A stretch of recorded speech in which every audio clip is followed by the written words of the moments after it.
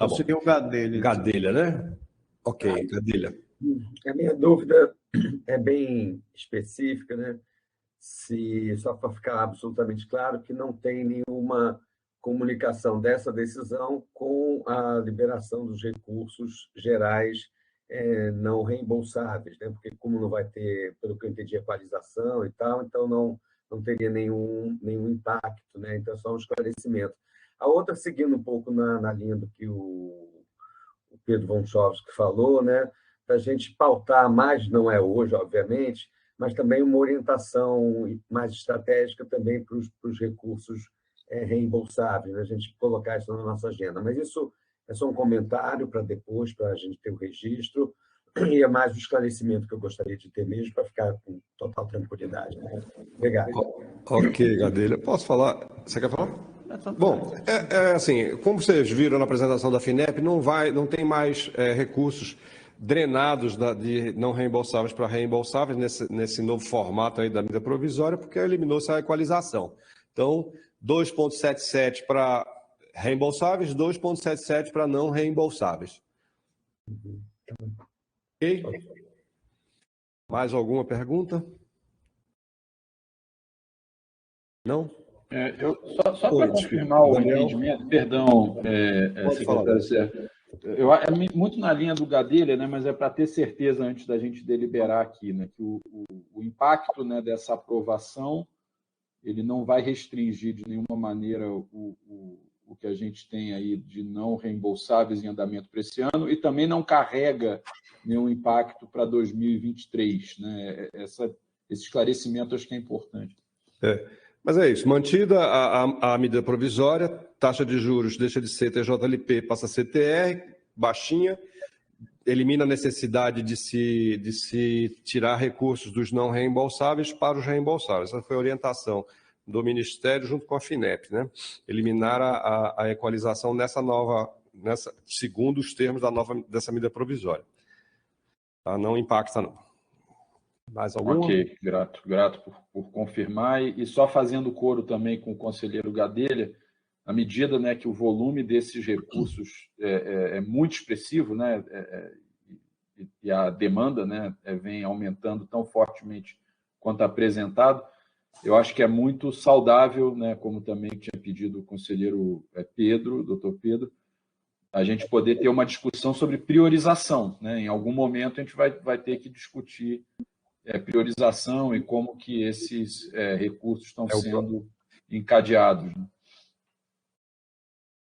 O Johnny aqui gostaria de Bom, falar. até já falei anteriormente, hoje, inclusive, em conversas que a gente tem com o próprio TCU também, eles entendem a importância que o Conselho aqui se debruce mais sobre as questões dos recursos reembolsáveis.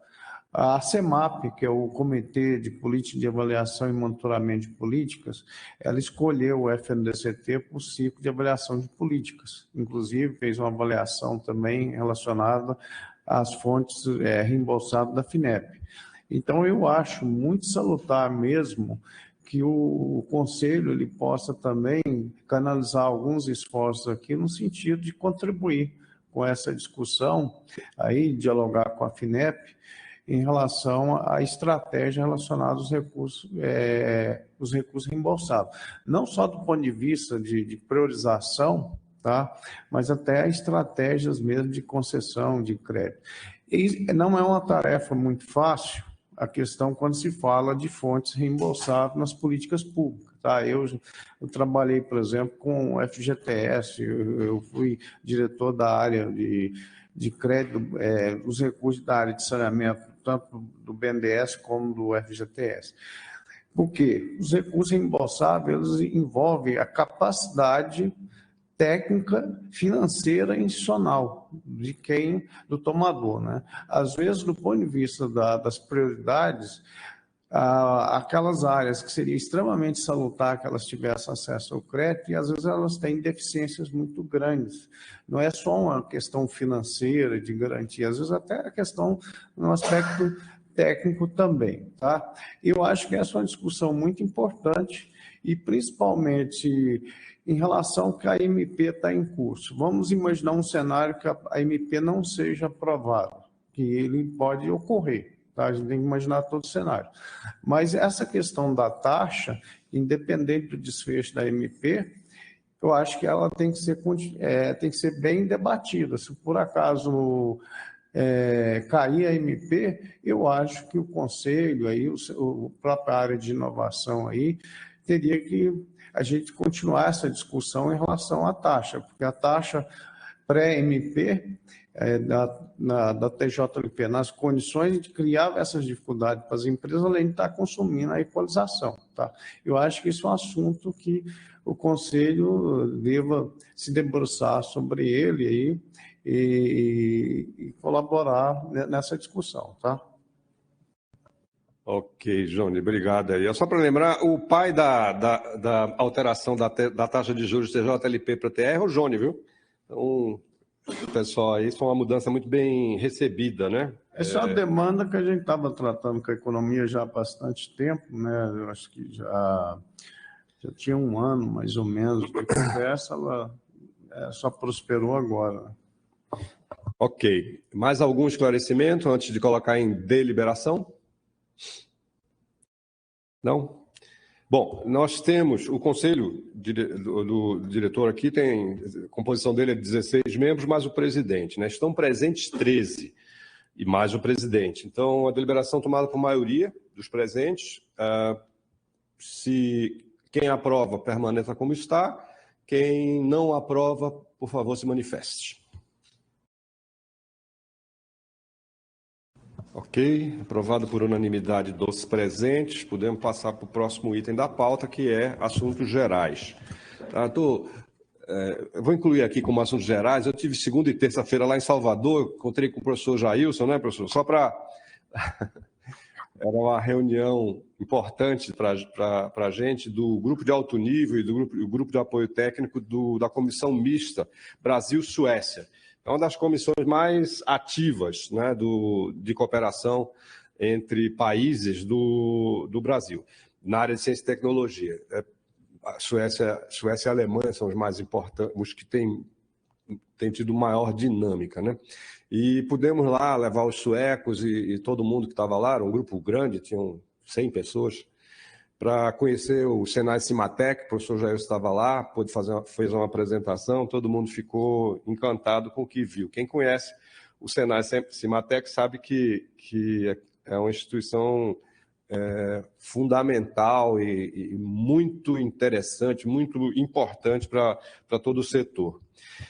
O próximo item da pauta de assuntos gerais é o acórdão que o TCU proferiu, acórdão 693 deste ano, que fez uma determinação, ou seja, nós temos que cumpri-la, em favor de maior governança e transparência. O acórdão está apresentado aí. Acho que o Johnny gostaria de falar sobre isso. Eu falei, Johnny, você explica aí qual é a ideia do TCU e já adianto que ela é bem-vinda também.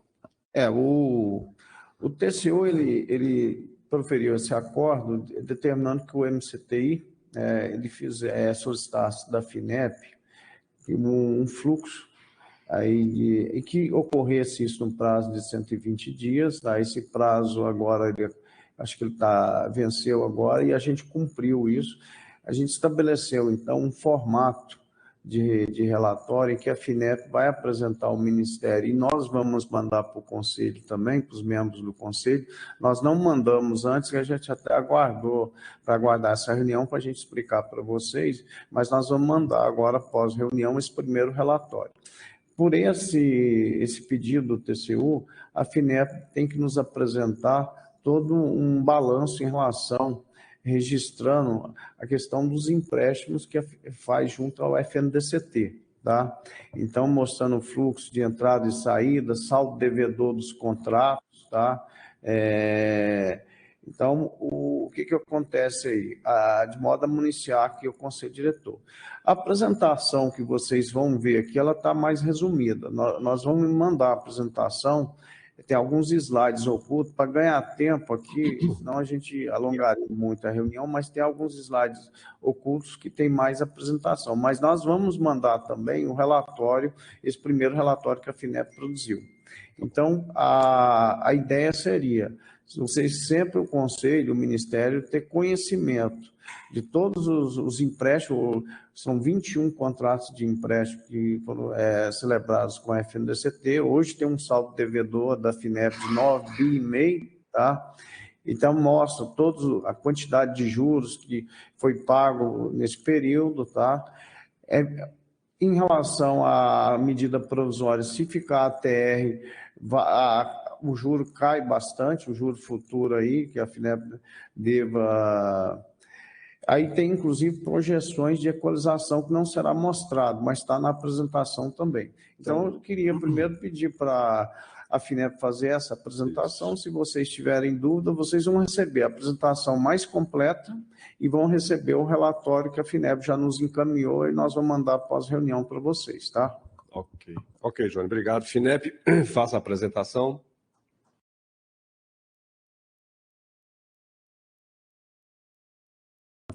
FINEP. Eu pedi, por favor, se puder... o cara já está projetando? Tá bom.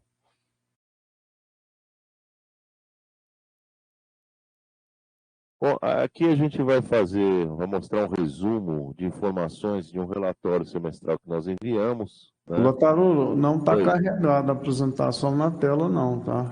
Agora está aparecendo? Carregou agora, tá, obrigado. Tá. Então, peraí, dá para aumentar aí? Porque agora ficou uma tela pequena.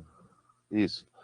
Então, isso é um relatório, a gente vai mostrar aqui um relatório do primeiro semestre, depois eu só vou fazer alguns comentários aí do que acontece depois com a MP, mas a prestação de conta que a gente faz no relatório, que é um resumo. Então, a gente mostra a gestão dos contratos da FINEP, o relatório contém como são os empréstimos da FINEP, qual a situação, qual o valor, a destinação de recursos, né, no ano, por região, por porte de empresa, né, por segmento, por linha de ação, qual a situação de dívida da FINEP perante o FNDCT, e, né, de acordo com a solicitação da TCU agora, a demanda aí para os recursos de correção e o spread da FINEP. Né?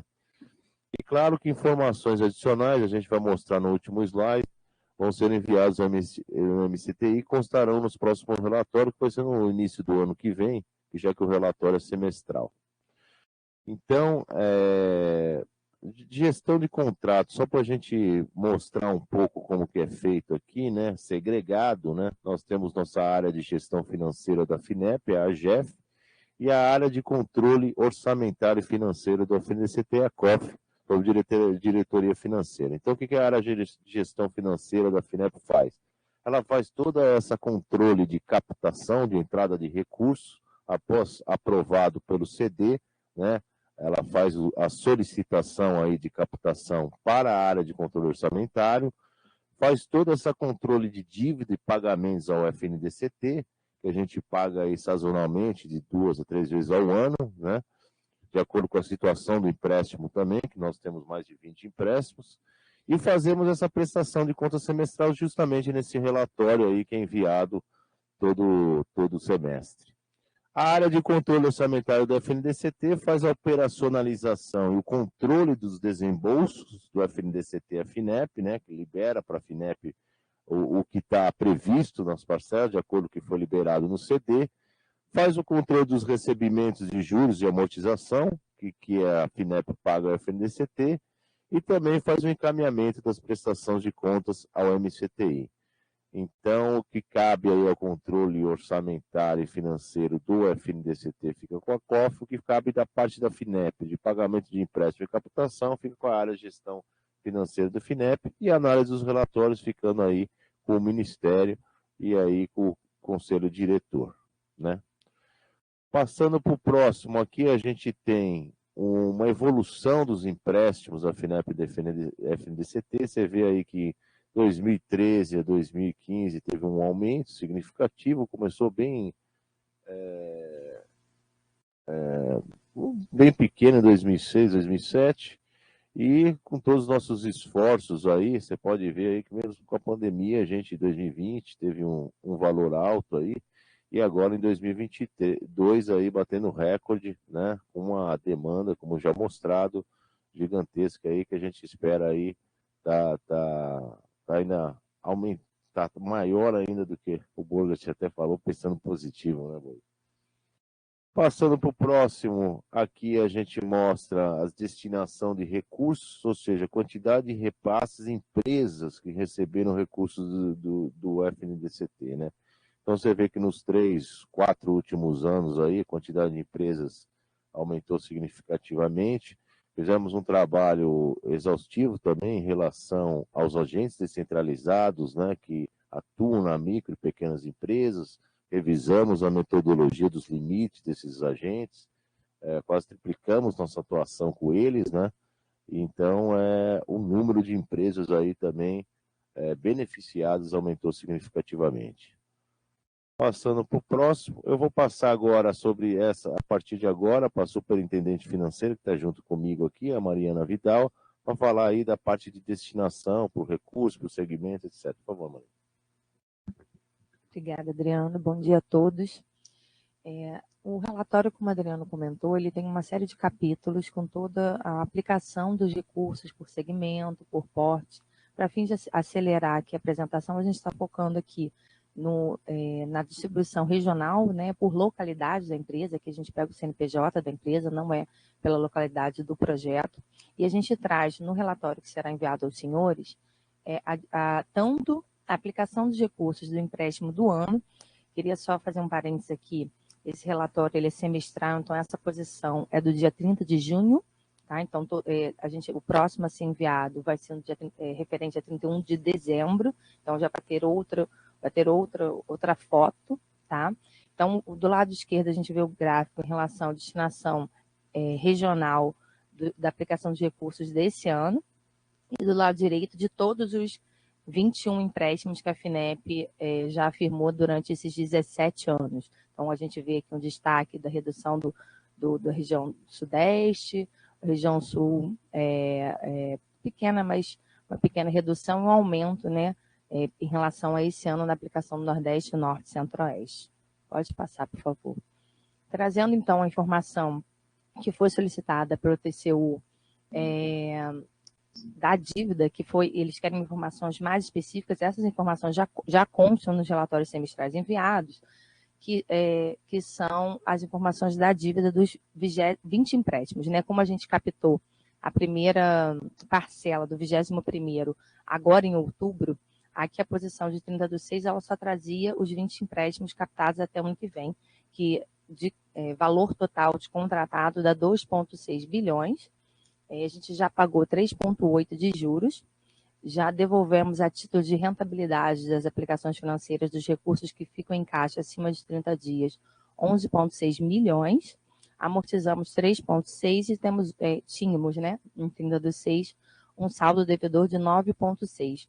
Os empréstimos com asterisco já foram quitados, né, estamos com saldo devedor 0. E eu trago no próximo slide a projeção, considerando esses 9,2 de saldo devedor, a projeção de pagamento da FINEP ao fundo. Como o Adriano mencionou, né, eu trabalho na área financeira da FINEP, a gente faz a gestão da nossa dívida perante o fundo e a gente paga ao fundo esses valores anualmente. De juros para esse ano, ainda tinha uma perspectiva em junho de pagar 278 e 245 de amortização, e aí até 2028 e de 2029 a 2041, né, considerando os 5 anos de carência e 15 de amortização que a gente tem nos empréstimos firmados. Tá? A gente tem ainda, então, considerando a posição de 30/6, ainda em TJLP, 4,5, queria fazer só uma ressalva, a gente vai trazendo a informação, fica à disposição qualquer dúvida, mas a dívida da FINEP perante a FNDCT, ela é em TJLP até 28 de agosto, tá? Então, a MP, ela começou a ser considerada, ficar vigente a partir de 29 de agosto. Então, os juros até 28 de agosto são todos em TJLP, por isso que aqui a posição está trazendo 4,5 em TJLP até 30/6. Pode passar, por favor. E aí, trazendo aqui as informações mais pormenorizadas, né, solicitadas pelo Ministério de Ciência e Tecnologia, que passe a constar nesses relatórios semestrais para que possa atender a demanda do TCU. A gente encaminhou essas informações com posição de 31 de agosto, a pedido do Ministério, mas a gente vai incluir nesse relatório semestral as informações de data de celebração, identificação do contrato, parcela por parcela recebida, valor e data, e parcela de juros e amortização, também valor e data, pagas e a serem pagos. E no caso se tiver recurso ainda recebido aquele empréstimo, com a posição do semestre, a gente vai encaminhar também. É isso, fico aqui à disposição, qualquer dúvida. Obrigada. Obrigado, FINEP. Quem falou? Oi, obrigado aí, FINEP. Alguém gostaria de pedir algum esclarecimento? Não? Ok.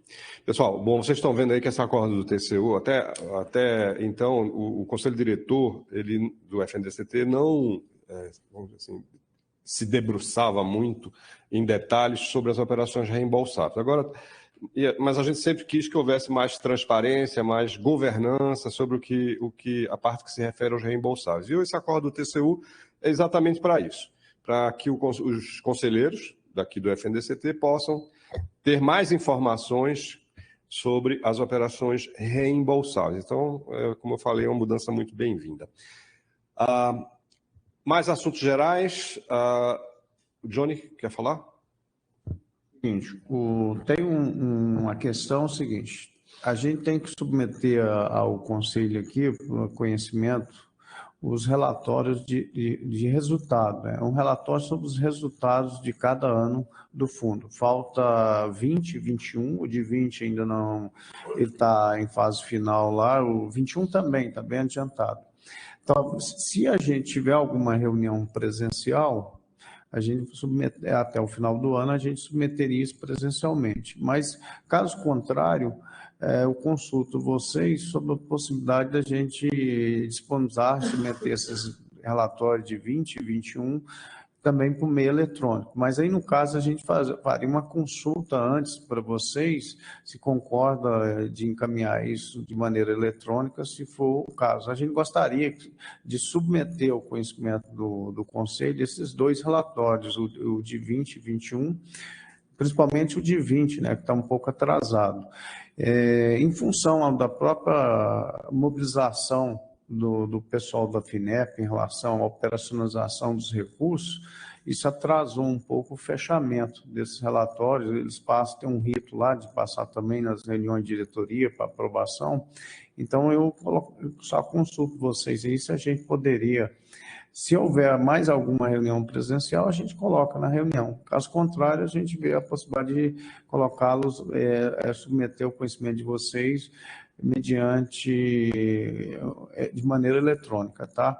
Esse é o relatório de resultados de cada ano, tá? Os resultados alcançados em 20 e resultados alcançados em 21, tá bom? Tirando uma dúvida, nós temos que tomar conhecimento ou temos que aprovar? Normalmente, assim, é submetido e fica tipo uma aprovação mesmo, tá? Normalmente constava em ata que nas anteriores constava em ata que foi submetido e que o Conselho tomou conhecimento. Mas, assim, é meio dúbio isso aí, para ser bem franco com vocês, tá?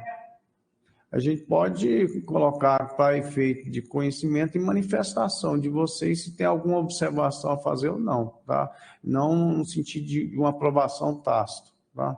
Que é mais ou menos o que ocorria nas reuniões, tá? Quando a gente trazia isso aqui presencialmente. Perfeito.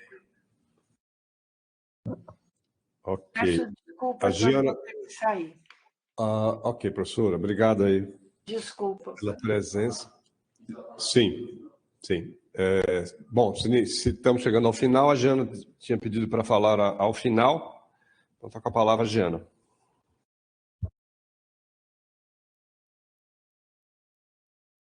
Você está mudo. Acho que você está no mudo, Giana. Oi, tudo bem? Tudo. Ok. Obrigada. Primeiramente, eu gostaria de informar que a CNI decidiu requerer a amicus curiae no âmbito da ação direta de inconstitucionalidade 7240, né, contra as alterações de apoio financeiro às ações do FNDCT, considerando que a ministra Carmen Lúcia declarou inconstitucional a MP 1135, que contingenciava os recursos do setor cultural.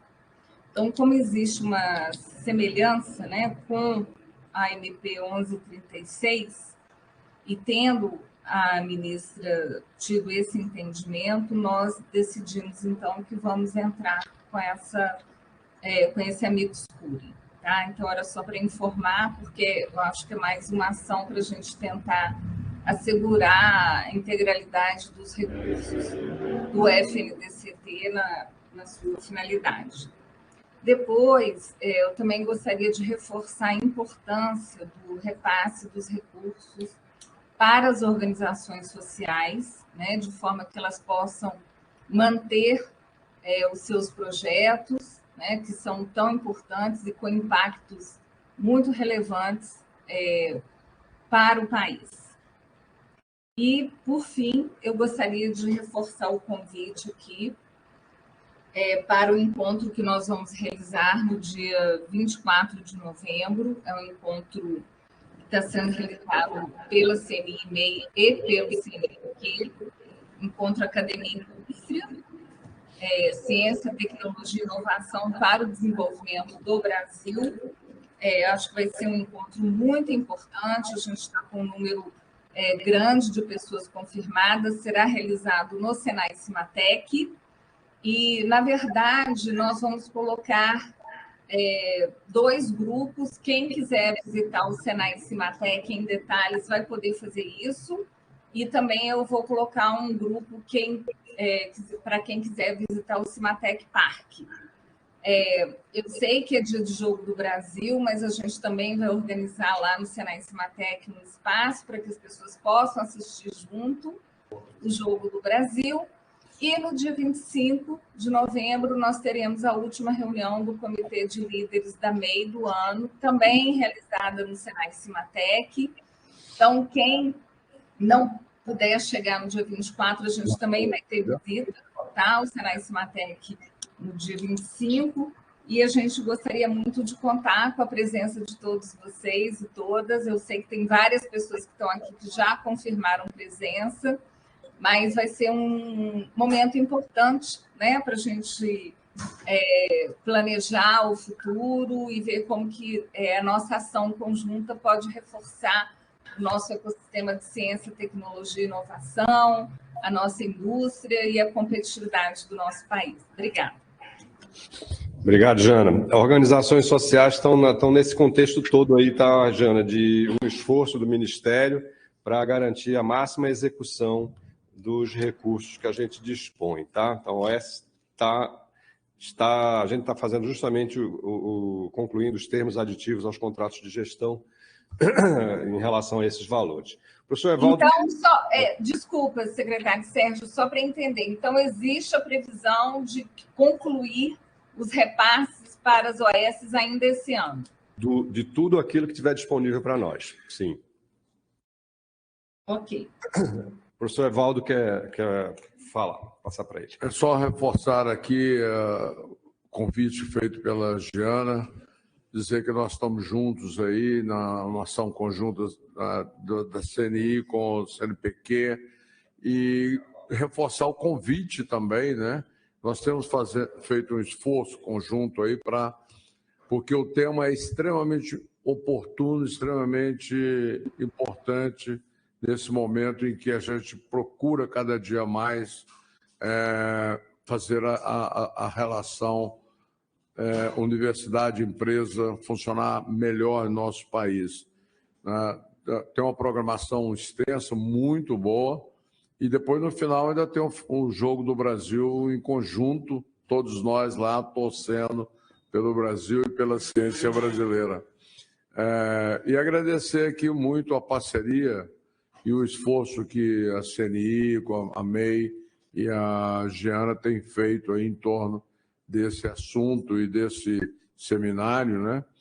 E pedir até desculpas, viu, Giana, publicamente, que a gente está um pouco aquém a nossa ação, porque, como você viu aqui, nós estamos com as chamadas e buscando efetivamente terminar tudo para pagar em tempo em dezembro, porque essas chamadas estão com os recursos já no CNPq e nós não podemos perder essa oportunidade. Então, o esforço tem sido grande, mas nós estamos juntos aí, Giana. Muito obrigado você.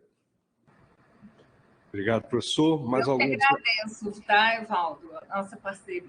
Todo mundo vai assistir esse jogo da seleção lá em Salvador com a camisa do Bahia, né, Jailson? Alguém quer falar? Volta à primeira divisão.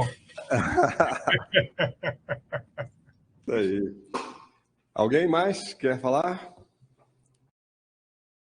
Ok, meus amigos, muito obrigado pela presença. Estaremos sempre em contato aí, tá? Ótimo. Um abraço a todos. Um abraço. Obrigado. Obrigado.